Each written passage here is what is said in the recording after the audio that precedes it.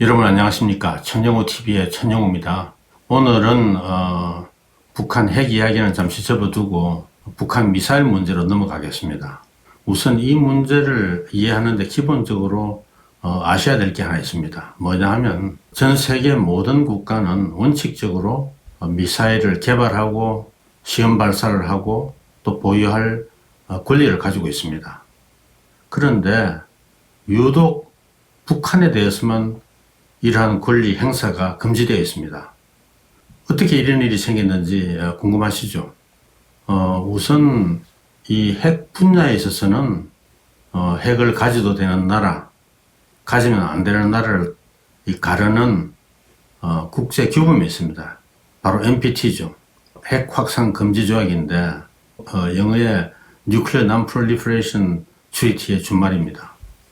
그런데 미사일 분야에는 NPT 같은 그런 국제법이나 국제규범이 전혀 없습니다.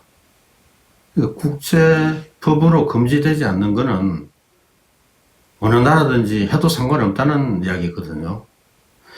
그런데 이제 핵이 아니죠. 미사일 기술을 가진 나라들이 이 기술이 아무 나라나 다 전파가 되면 이게 국제 평화에 별로 도움이 안 되겠구나 이런 인식을 가지고 이 수출 통제 체제를 만든 게 있습니다.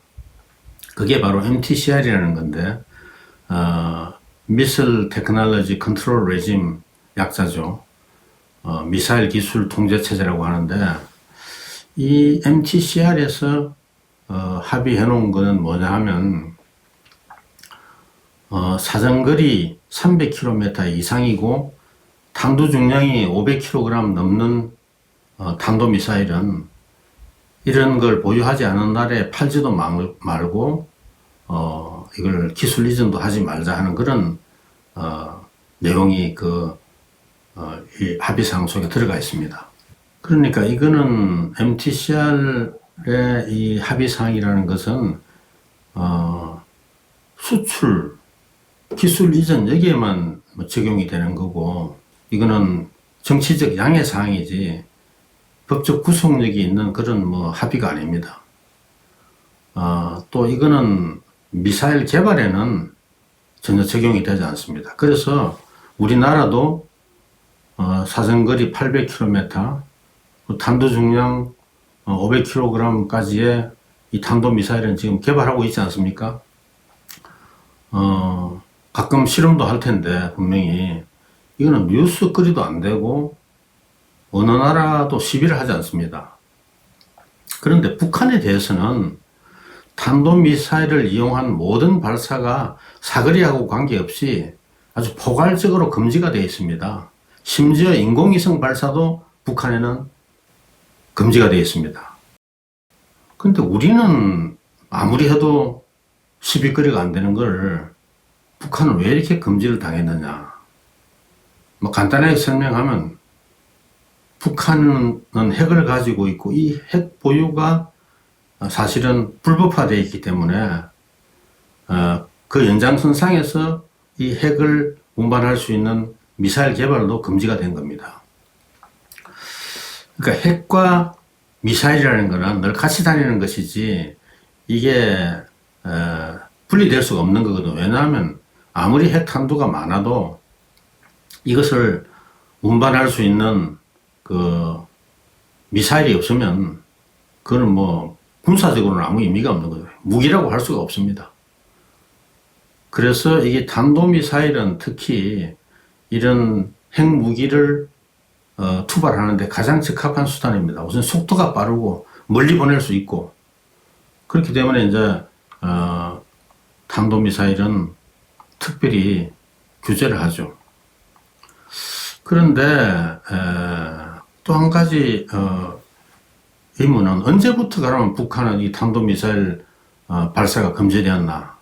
이걸 잠시 한번 살펴보면 북한이 1차 핵실험한 게 2006년 9월 3일입니다.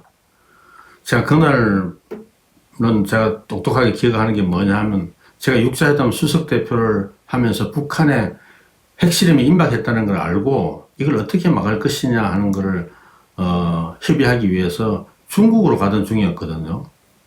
제가 비행기를 타고 중국으로 가는 중에 이게 핵실험이 일어났습니다. 그래서 제가 북경 도착하니까 벌써 핵실험 끝났다.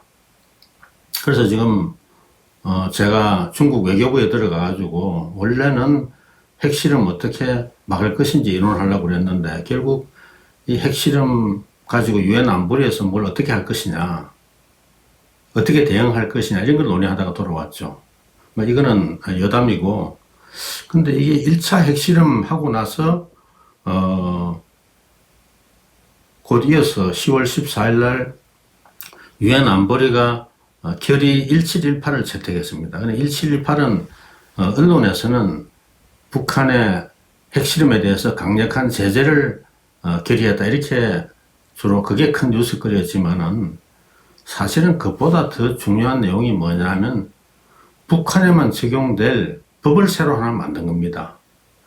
그러니까 유엔 안보리는 헌장 7장에 따라서 국제 평화 안전을 위해서 필요할 때는 임시 입법권, 특별 입법권을 발동할 수 있게 되어 있거든요. 그래서 북한에 대해서 두 가지 특별 규정을 하나 신설했는데, 하나는 뭐냐면 핵 문제에 대해서는 CBID의 의무, CBID가 완전하고 검증 가능하고 되돌릴 수 없는 비핵화죠. 그 CBID라는 이 북한이 제일 싫어하는 용어가 제일 처음 국제 문서에 등장한 게 유엔 안보리 결의 1718입니다. 그래서 북한에게는 북한이 NPT를 탈퇴했더라도 그것보다 훨씬 강력한 이 핵 포기 의무가 유엔 안보리 결의를 통해서 이게 창설이 된 겁니다. 그 다음에 또 하나는 이 연장선상에서 북한의 탄도미사일 활동 중단을 결정했습니다. 이 두 가지 이제 북한에만 적용되는 특별법을 제정을 했는데, 그 이후에 북한이 이제 이 규정을 우회해가지고 ICBM 개발하기 위한 목적으로 인공위성을 발사했거든요.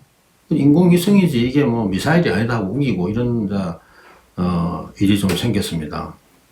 그런데 2009년 5월에 북한이 2차 핵실험을 하고 나서 6월 12일 날 유엔 안보리가 새로운 결의 1874라는 걸 채택을 했는데, 여기서 탄도미사일에 관해서 규정을 더 명확히 했습니다. 여기서 이 1874에는 어떻게 되어 있냐면 탄도미사일 기술을 이용한 모든 발사를 아예 포괄적으로 금지를 했습니다.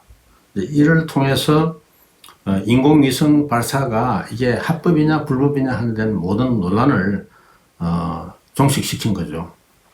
왜냐하면 진짜 인공위성인지 이걸 ICBM 개발하기 위한 어떤 속임수인지 그건 알 수는 없지만은, 이 인공위성 발사가 탄도미사일 기술을 이용했다는 데 대해서는 누구도 기술적인 이의를 제기할 수가 없거든요.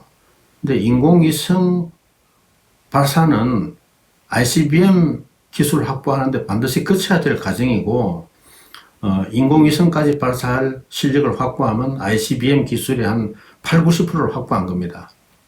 거기서 지구 궤도로 올려보낸 이 물체를 다시 그 대극권을 뚫고 지구로 되돌아올 수 있게 하는 기술, 이 재진입 기술이라고 그러는데, 이 기술을 확보하면 ICBM 기술을 완성하는 거거든요. 그래서 이게 인공위성 발사가 사실은 ICBM 기술 개발하는 데는 가장 좋은 방법입니다. 그런데 여기서 생기는 하나의 질문은, 왜 인공위성 발사까지 금지를 하면서 핵무기 싣고 갈 수 있는 크루즈 미사일, 순항 미사일은 금지를 하지 않았나, 이런 질문이 나오는데, 그거는 크루즈 미사일이라는 게 그 특성이 비행기하고 거의 같습니다. 속도도 전투기는 음속 2배 이상 가는 것도 많이 나오는데, 크루즈 미사일은 대개 다 음속 이하입니다. 이게 이제 저공 비행을 하면서 침수를 하기 때문에 적 레이더가 탐지하기가 어렵기 때문에 위협적인 무기이긴 하지만은 일종의 일회용 폭격기거든요. 전투기나 폭격기는 뭐 계속 왔다 갔다 하면서 폭격을 할 수 있는데 이 크루즈 미사일은 폭탄 하나 싣고 가서 그냥 한 번 쓰고 버리는 자폭하는 그런 일종의 일회용 폭격기 같은 거죠. 그렇기 때문에 크루즈 미사일에다가 설사 핵무기를 싣고 다닐 수 있다 하더라도 그럼 비행기에다 싣고 다니는 거나 이게 이치는 똑같은 겁니다. 그러면 크루즈 미사일을 금지하려 그러면 전투기고 폭격기고 다 금지해야 되는 문제가 있기 때문에 크루즈 미사일은 북한의 그 금지 대상에다가 포함을 안 시킨 겁니다. 근데 ICBM이라는 거는 이거는 핵무기 운반하는 데 밖에는 용도가 없습니다. 왜냐하면 이거 개발하는데 몇 천만 불은 들어가는 건데, 몇 천만 불, 몇억 불이 들어가는데, 재래식 탄두는 아무리 큰 걸 달아도, 심지어 화학무기를 단다 하더라도 이거는 전혀 경제성이 없습니다. 왜냐하면 8,000km, 10,000km 날아가가지고, 거기다 재래식 탄두를 아무리 큰 걸 달아도, 건물에다가 구멍 하나 뚫고, 건물 하나 파괴도 못 합니다. 재래식 탄두 가지고. 건물에다 구멍 하나 뚫고 아니면 이게 공터나 뭐 숲속에 떨어진다 이러면 거기다 웅덩이 하나 파는 거거든. 지나가는 뭐 멧돼지나 그런 노루는 한두 마리 죽일 수 있겠지만은 이게 그렇게 대단한 위력이 없는 거기 때문에 이걸 위해서 돈을 몇 천만 불, 몇억 불 들여가지고 개발할 나라는 없는 겁니다. 그래서 ICBM 가지고 있는 나라들은 오로지 핵무기 투발을 하는 데만 사용합니다. 그건 핵무기에만 쓰는 거지 다른 데는 절대 쓰지 않습니다. 근데 그러니까 이게 ICBM 발사를 금지하는 거는 그는 뭐 전혀 이의를 제기할 수가 없는데 북한에다가 왜 단거리 미사일 발사까지 금지를 했느냐. 단거리 미사일도 물론 핵무기를 소형화하면 다 달 수는 있죠. 근데 대부분의 장거리 미사일이라는 건 핵무기 운반 수단보다는 재래식 탄두 장착하는 데 쓰거든요. 그래서 이제 이거는 제가 보기에는 북한이 제대로 로비를 안 해서 그렇습니다. 안보리 결의를 채택할 때 모든 탄도 미사일을 갖다가 다 포함시킬 때 북한이 예를 들어서 중국이나 러시아 찾아가가지고 야 이게 좀 이치에 안 맞다. 우리는 안보리 결의 전체를 다 반대하지만은 이게 탄도 미사일 그러면 이 사거리 100km, 200km도 우리는 실험도 못 한다는 소리냐. 이거는 좀 빼달라 이러면 그 중국, 러시아 볼 때는 그게 북한 입장에서는 좀 억울하겠다. 미국한테 이거 좀 빼주자 이러면 미국이 그걸 뭐 반대하기가 굉장히 어렵습니다. 그런데 북한은 이 안보리 결의가 나올 때 우리는 이걸 전면 배격한다. 그러니까 그 한 가지는 뭐 조금 완화를 시키면 괜찮다 이런 인상을 주게 되면 다른 거는 그거는 뭐 우리가 받아들일 수 있다 이런 뜻으로 오해받을까 싶어가지고 덜 나쁜 거와 더 나쁜 거 이거 구별하지 않고 무조건 우리는 이건 전면 배격이다. 그러니까 all or nothing 어프로치를 하는 바람에 단거리 미사일은 사실은 금지 대상에서 뺄 수도 있었는데 그냥 가만 놔둬버린 겁니다. 그러니까 북한이 청탁을 안 하니까 로비를 안 하니까 중국이든 러시아든 그거 빼려고 아무도 나서지를 않은 거죠. 그런데 이제 그런 단거리 미사일까지 금지하는 이런 유엔 안보리 결의가 있음에도 불구하고 북한이 금년 들어와가지고는 신형 단거리 미사일을 집중적으로 발사를 했습니다. 그 중에는 이제 4월 17일 날 발사한 러시아 이스칸더형 단거리 미사일은 사실은 우리한테는 ICBM보다 더 위험하죠. 왜냐하면 이게 고체 연료로 했기 때문에 사전 탐지가 굉장히 어렵고 왜냐하면 이건 기름 넣는 시간도 필요 없고 그냥 꺼내가지고 10분, 20분 만에 바로 쏠 수 있기 때문에 기습 능력이 있는 거거든요. 그 다음에 이게 종말 단계에서 회피 기동을 할 수 있습니다. 그게 무슨 말이냐 하면 탄도미사일은 그 정해진 탄도를 따라서 쭉 따라오게 되는데 마지막에 이게 뭘 옆길로 새는 겁니다. 슬라이스가 나든지 후크를 낼 수 있는 겁니다. 그러면 이게 우리가 가진 사드든 무슨 패트리어트 미사일이든 이런 미사일 방어 체제 가지고 여기 가기가 굉장히 어려워집니다. 그런데 이제 미국은 이 단거리 미사일 발사가 당연히 유엔 안보리 결의 위반인 줄은 아는데 무슨 영문인지 모르지만 트럼프 대통령이 이 모든 나라가 다 하는 조그만 미사일이니까 상관없다. 김정은이 내하고 한 약속을 어긴 건 아니다. 이렇게 이야기를 해버렸거든요.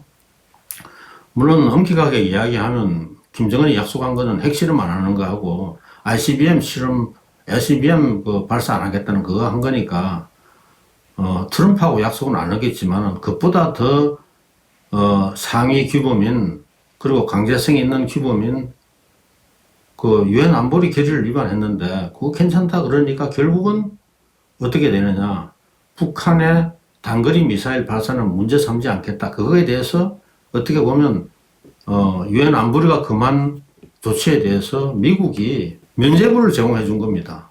근데 단거리 미사일의 제일 큰 잠재적 피해자는 피해국은 한국인데 한국도 아무 말도 안 하고 하니까 로비도 안 하고 하니까 그냥 미국은 무슨 북한하고 지금 대화 분위기 조성하는데 이게 찬물을 끼얹으면 안 되겠다 이 생각으로 그냥 어물쩍 넘어간 거죠. 또 대통령이 일단 그렇게 이야기를 해놓으면 트럼프 대통령이 이거 아무것도 아니다 이렇게 이야기해 놓으면 그 밑에 있는 국방장관이고 국무장관이 나서가지고 우리 대통령이 뭘 잘못 알고 지금 실언을 했다 이렇게 나올 수가 없습니다. 그건 아무리 민주적인 체제라도 미국에서 트럼프 대통령한테 지금 그런 식으로 대들 사람이 아무도 없죠. 그런데 이게 여기서 끝나는 게 아니고 북한이 이게 단거리 미사일을 이제 발사해도 아무 문제를 안 삼는 세상을 만들었으니까 여기서 좀 우리의 이 면죄부 받는 범위를 넓혀보자 하는 그런 심산이었는지 모르지만은 지난 2일날 그 잠수함용 그 SLBM 북극성 3호라는 SLBM을 발사를 했거든요. 이거는 정상 각도로 발사하면 한 1900km까지 가는 중거리 미사일입니다. 이거는 한국만 위협하는 것이 아니고 일본까지 다 위협할 수 있고 지역 안정에 영향을 미칠 수 있는 거기 때문에 미국이 보더라도 이거는 그냥 넘어가기는 굉장히 어려운 일이거든요. 그런데도 미국이 거기에 대해서 보인 반응은 도발하지 말고 회담에 나오라.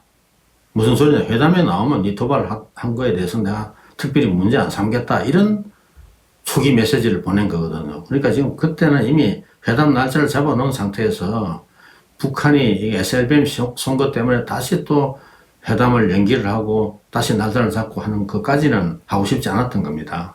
이것 때문에 북한은 자기들이 안보리 결의에도 불구하고 발사할 수 있는 미사일의 범위가 대폭 늘어난 거거든요. 여기에 대해서 유럽 국가들이 지금 발끈한 겁니다. 이게 도대체 뭐냐? 북한이 단거리 미사일 발사하다가 지금 중거리 미사일까지 발사하는데 유엔 안보리가 북한에 적용될 특별법을 만들어 놓고 이거 안 지키는 거 뻔히 알면서도 우리가 그냥 언제까지 그냥 방관하고 있어야 되느냐? 뭔가 유엔 안보리가 조치를 취해야 되지 않느냐? 이래서 결국 유엔 안보리 소집을 했는데 미국이 시큰둥하고 미국이 안 움직이니까 중국이나 러시아도 괜히 앞장서가지고 북한 벌주자 할 일이 없지 않습니까? 그러다 보니까 지금 유럽 국가들은 유럽 2사국 5개국이 따로 우리는 가만 못 있는다 해가지고 5개국 명의로 성명을 발표한 겁니다. 그 성명 내용이 북한의 탄도미사일 발사는 안보리 결의 위반이다 이렇게 딱 규정을 하고 북한은 핵과 미사일, 탄도미사일 프로그램을 포기할 구체적인 조치를 취하라고 우리 강력하게 촉구를 했습니다.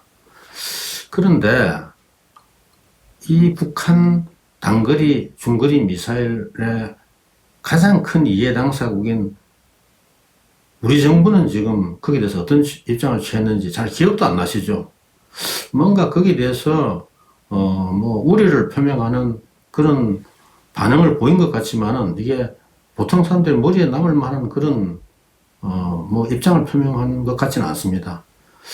그런데 국회 대정부 질문 과정에서 우리 국방장관, 정경도 국방장관이 여기에 대한 질문을 받고 답변하는 거 보니까 야, 북한 그 미사일 발사를, 단거리 미사일은 우리만 피해자가 될 수 있는 건데, 여기에 대해서 문제를 안 삼으려고 엄청나게 애를 쓰고 있구나 하는 인상을 받았어요. 그 북한 그 미사일 발사가 남북 군사 합의에 위반되지 않는다 이런 이야기도 하고, 그리고 우리가 북한 미사일 이걸 문제 삼으면 우리도 미사일 발사하고 있는데 북한은 우리 미사일 발사에 대해서 뭐라고 하겠나 이런 이야기도 하는데, 야, 이 국방장관이 이런 말을 하는 거 보고 제가 깜짝 놀랐습니다. 왜냐하면 이게 남북 군사 합의 위반되느냐 안 되느냐 이게 문제가 아니고, 저는 한국과 북한의 미사일 발사를 도덕적, 법적, 정치적으로 같은 잣대를 보고 지금 판단하고 있구나. 이게 보통 일이 아니지 않습니까? 그 다음에 이제 국방을 책임진 장관까지 북한 미사일 발사가 왜 문제가 되고 있는지, 그 배경이나 그 북한에 적용되는 국제 규범, 여기에 대해서 어떻게 이렇게 모를 수가 있을까? 여기에 저는 좀 쇼크를 받았습니다. 이 방송 들으신 시청자 여러분들은 북한 미사일에 적용되는 국제 규범, 국제법, 여기에 대해서는 최소한 정경도 국방장관보다는 더 잘 아시게 되었을 거로 생각됩니다. 오늘은 여기까지 하겠습니다. 다음 시간에 또 뵙겠습니다. 감사합니다.